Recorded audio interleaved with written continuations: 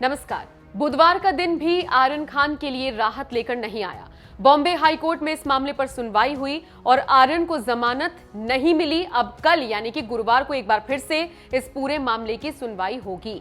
NCB के वकील और आर्यन के वकील दोनों की तरफ से कोर्ट में दलीलें पेश की गई, लेकिन जिस फैसले का शाहरुख को इंतजार था वो फैसला नहीं आ पाया। ये शाहरुख के लिए बहुत बड़ा झटका आप इसे कह सकते हैं और साथ ही साथ आर्यन खान के लिए भी।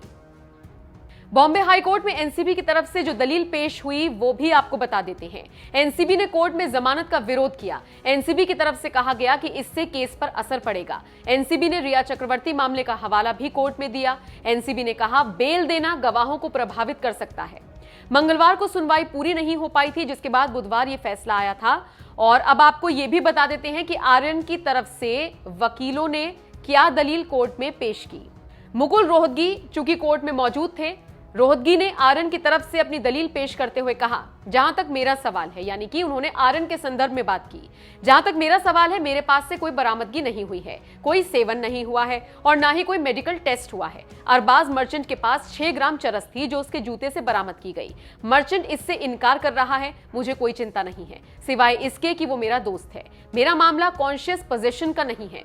किसी के जूते में क्या था या कहीं भी मेरी चिंता नहीं है।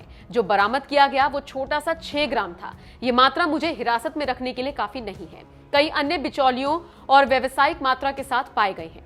मुकुल रोहतगी ने कहा, ये यानी कि ड्रग्स मेरे नियंत्रण में नहीं था। अरबाज मर्चेंट के जूते में क्या पाया गया था? अरबाज मेरा नौकर नहीं है, वो मेरे नियंत्रण में नहीं है, इसलिए कोई साजिश नहीं है। ज्यादा से ज्यादा आप मुझे अरबाज और आरोपी नंबर 17 के साथ जोड़ सकते हैं, लेकिन बरामदगी के बाद मैं किसी और के साथ नहीं जुड़ा हूं। मुकुल रोहतगी ने कहा, व्हाट्सएप चैट का क्रूज पार्टी से कोई लेना देना नहीं है। इसके अलावा आर्यन के पास से कोई ड्रग्स बरामद नहीं हुई। आर्यन का ड्रग्स लेने से संबंध कुछ भी नहीं है और इसके तहत उनका कोई टेस्ट भी इतने दिनों में नहीं हुआ है। आर्यन की गिरफ्तारी का कोई आधार ही नहीं है। पार्टी से पहले ही आर्यन को गिरफ्तार कर लिया गया था।